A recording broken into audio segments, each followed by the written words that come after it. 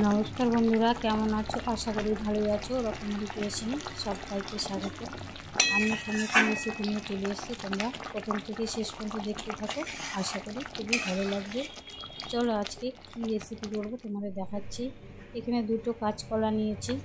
কলাগুলোকে খোসা ছাড়িয়ে তারপরে কেটে নিই। তারপর তোমাদের সামনে আসছি। কলা কিন্তু খুব ভালো শরীরের পক্ষে। অনেকে কলা খেতে চায় না, তাদের জন্য এই রেসিপিটা তারা এইভাবে বানিয়ে একবার খেয়ে দেখতে পারো, দুর্দান্ত লাগে খেতে। দেখো কাঁচকলাগুলো এইভাবে কেটে নিতে, খোসাগুলোকে ছাড়িয়ে একটা কলার এরকম লম্বা লম্বা করে কেটে নিয়েছি আর কি। একটু মোটা সাইজের কাটবে, একদম পাতলা করবে না, মোটা সাইজের করবে। আর আমি হলুদ জলে ভিজিয়ে রেখেছি। কলা দিয়ে কিন্তু কাঁচকলা দিয়ে একটা কেমন যেন পোস্টে জল বের হয়, তাই জলটাকে বের করার জন্য আমি হলুদ জলে একটু ভিজিয়ে রেখেছি। ভালো করে ধুয়ে কষলে নিলাম। নিয়ে এর মধ্যে থালার মধ্যে আমি কলাটাকে নিয়েছি। নিয়ে এর মধ্যে নুন, হলুদ আর কিছুটা বেসন দিয়ে দিব। তোমাদের যতটুকু লাগবে ততটুকুই নিতে পারো। আমার যতটুকু লাগবে ততটুকুই আমি নিয়েছি। এটাকে এখন সুন্দর করে মেখে নিব। মেখে নিয়ে কিন্তু এটাকে রেখে দিবে না, মেখে নিয়ে সঙ্গে সঙ্গে আর কি ভেজে নেবে। মেখে নিয়ে রাখলে কি জল ছেড়ে দেয়, তখন ভালো হয় না ভাজাটা।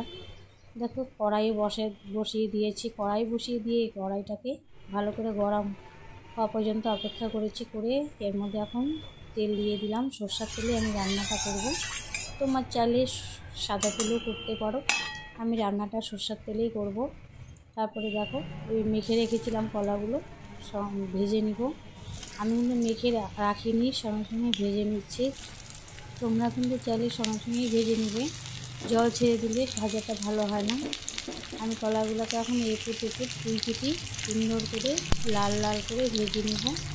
দেখো সেরকম মোটা মোটা করে কেটেছি, তোমরা কিন্তু দেখেই বুঝতে পারছো। এভাবে তোমরা কেটে নেবে। পাতলা করে কাটলে কিন্তু ভালো হবে না আর কি, গলে যাবে। তাই একটু মোটা মোটা করেই কেটে নেবে। তার ফাঁকে আমি এটা ভাজতে বসিয়ে দিয়ে লো ফ্লেমে কিন্তু এটা ভেজে নেব। ভাজতে বসিয়ে দিয়ে এখানে আমি মশলাটা রেডি করে নিচ্ছি। এখানে আমি একটা পেঁয়াজ টুকরো করে দিয়ে দিলাম, তার মধ্যে আদা দিয়ে দিলাম, 3টা কাঁচা লঙ্কা দিয়ে দিলাম, আর একটা টমেটো দিয়ে দিলাম। আর তোমরা কিন্তু তোমাদের ঝালটা তোমাদের অনুযায়ী দিয়ে দিবে, বুঝে শুনে দিবে। আমার ঝালটা আমি বুঝে শুনে দিয়ে দিলাম।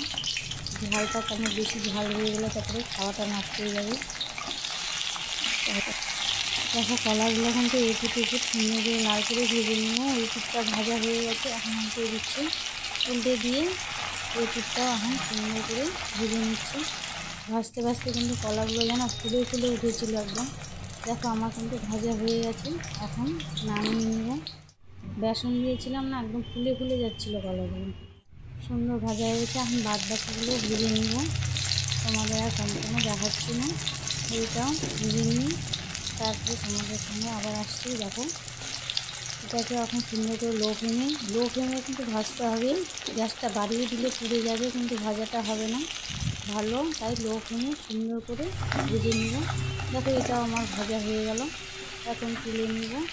সম্পূর্ণই আমার ভাজা হয়ে গেছে। কি সুন্দর হয়েছে দেখো কালারটা, একদম ফুলে ফুলে গেছিলো।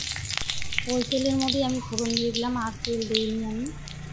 একটা শুকনো লঙ্কা, একটা তেজপাতা আর গোটা জিরে ফোড়নে দিয়ে দিলাম। ফোড়নটাকে সুন্দর করে ভেজে নিলাম। রান্না যতক্ষণ না বেরোবে ততক্ষণ অপেক্ষা করেছি। করে তারপরে এখন যেই মশলাটা আমি করে রেখেছিলাম সেই মশলাটা দিয়ে দিলাম এর মধ্যে। দিয়ে এখন সুন্দর করে একটু নেড়ে চেড়ে এর মধ্যে এখন তোমার জিরে গুঁড়ো দিয়ে দিলাম। জিরে গুঁড়ো দিয়ে দিলাম, স্বাদ অনুযায়ী নুন দিয়ে দিলাম। তোমাদের স্বাদ অনুযায়ী তোমরা নুন দিয়ে দিবা।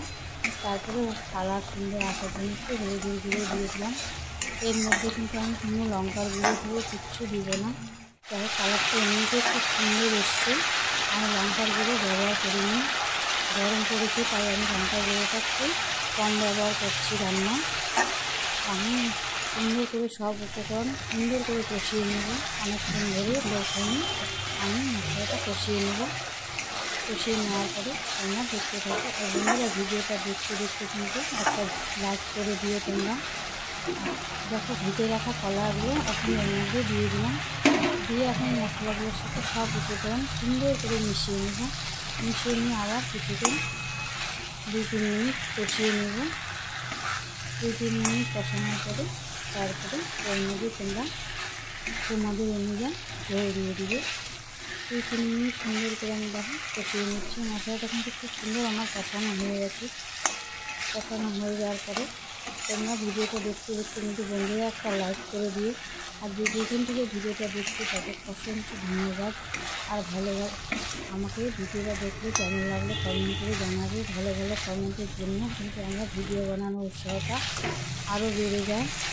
আর এইভাবে আমার পাশে থেকে তোমরা সবাই দেখো। কষানো কিন্তু আমার হয়ে গেছে, তেল ছেড়ে দিয়েছে, অনেকটা তেল ছেড়ে দিয়েছে। এখন এর মধ্যে স্বাদ অনুযায়ী জল দিয়ে আমি নর্মাল জলটাই দিলাম। তোমরা চাইলে একটু গরম জল দিতে পারো। আমি নর্মাল জল দিয়ে করছি রান্নাটা। দেখো জলটা আমি কিছুক্ষণ 5 মিনিটের মতো ফুটতে দিব। ফুটতে দিয়ে তারপর দেখো আমার অনেকক্ষণ 5 মিনিটের মতো ফুটিয়ে নিলাম। ফুটিয়ে নিয়ে এখন গ্যাসটাকে কমিয়ে দেব। কমিয়ে দিয়ে এখন কিছুক্ষণ আবার হতে দেব। এর মধ্যে কিছুটা ধনে পাতাও দিয়ে দিলাম। তোমরা চাইলে দিতেও পারো, নাও দিতে পারো। যে ধনে পাতা ভালোবাসে না তারা সে স্কিপ করে যেতে পারো। আমি ধনে পাতা ছিল তাই দিয়ে দিলাম। এর মধ্যে এখন আর গরম মশলা দিয়ে দেবো। গরম মশলা ছিলই না, একটু ছিল তাই দিয়ে দিলাম। দিয়ে এখন ঝোলটাকে অনেকক্ষণ কমিয়ে দিয়ে রেখে দিয়েছিলাম। দেখো বন্ধুরা কালারটা কি সুন্দর এসছে। আমার রেসিপিটা একদম রেডি। এখন নামিয়ে নেবো একটা পাত্রে। তোমাদের রেসিপিটা যদি ভালো লেগে থাকে অবশ্যই কমেন্ট করে জানাবে। আর কাঁচকলা যারা ভালোবাসে না তারা এইভাবে একবার বানিয়ে খেয়ে দেখতে পারো। দুর্দান্ত লাগে খেতে, গরম ভাতের সঙ্গে দারুণ লাগে খেতে। একবার বানিয়ে খেয়ে দেখতে পারো।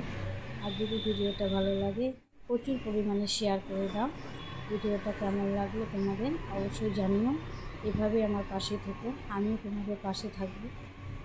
আজকের মতো রাখছি, কালকে আবার একটা নতুন রেসিপির সঙ্গে দেখা হবে। টাটা বন্ধুরা, ভালো থেকো, সুস্থ থেকো।